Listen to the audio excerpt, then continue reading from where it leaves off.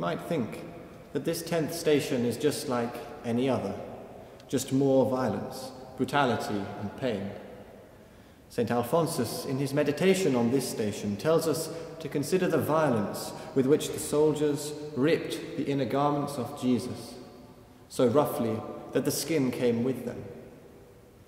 Yes, there is cruel violence here, but this station reveals another deeper aspect of man's inhumanity to man. He is stripped. This doesn't only refer to the vicious action, there's also a humiliating result. He is stripped. He is naked. Even his undergarment was taken away, the one they cast lots over. In the Bible, nakedness has many symbolic meanings. People who ranked high in society wore many clothes.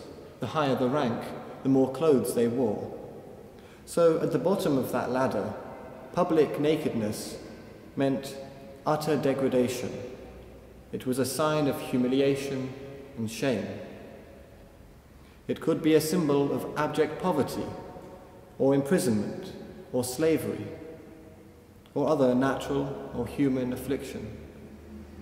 But it was also linked to moral character.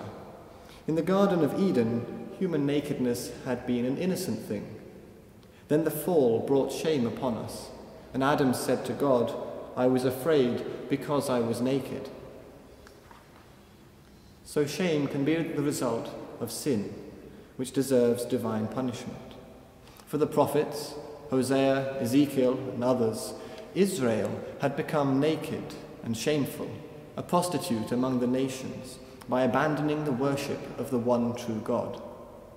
The prophets called the people of Israel back to a path of wholeness and dignity in a loving covenant, a marriage with God. The biblical notions of nakedness should be familiar to us. We also use clothing to express dignity and rank, or the lack of it. Just look at the gowns of the university, or the robes of the clergy or judiciary. We all dress up for special occasions, such as weddings, to celebrate in a dignified way. At the opposite end, where nakedness is used to humiliate and degrade, I need only mention the torture of the prisoners in Abu Ghraib. Where does Jesus lie on this spectrum? He did not take on our humanity in order to enjoy fine clothes or rich banquets. He came to redeem our suffering and broken bodies. He passed through the worst humiliation, death on a cross, naked and alone, as the ultimate act of solidarity with our sinful humanity. At the first station, when Pilate condemns Jesus to death, he has him scourged and dressed up in a purple robe and crown of thorns. Thus the soldiers dressed Jesus up as a king, only to taunt him, strike him, and spit on him. These clothes are a charade, only to mock Jesus' claims to be the king of the Jews. Pilate tells the crowds, "Behold the man." Bleeding profusely, Jesus is made a figure of fun. It's a mock revelation. Of course he's not a king. Now, at the 10th station here, after the long and painful trudge up Golgotha, there is a new moment of revelation. He is stripped, and the charade is over. It's a moment of truth, a stark truth revealed in nakedness, that Jesus is vulnerable, alone, a man of sorrows and acquainted with grief. Behold the man. This is a kind of second epiphany. In the stable at Bethlehem, Jesus was revealed to the world as a vulnerable, naked baby, the Word made flesh, God sharing our humanity.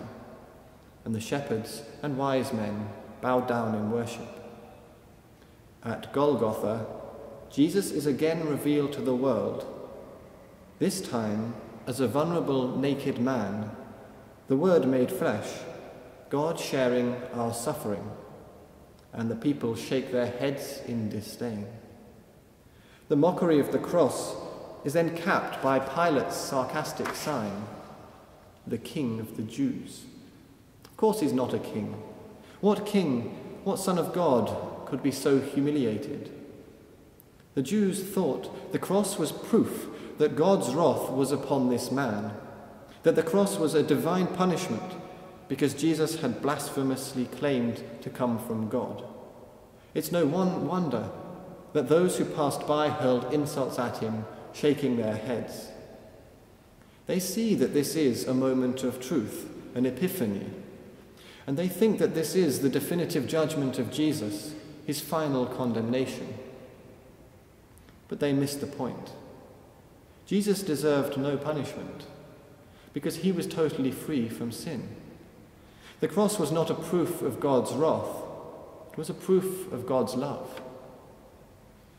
On the third day, at his resurrection, Jesus Christ showed that death itself cannot hold him, and no depths of humiliation could crush him.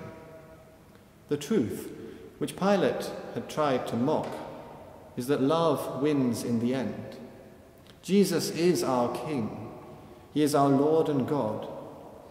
It's precisely because the nakedness of Jesus was not the result of any sin of his, nor an indication of his rank, that he could endure the shame and despise the cross, and now he is seated at God's right hand. Jesus joined us in our humiliation and shame, so that we, if we believe in him, may join him where he now lives and reigns in the joy of heaven.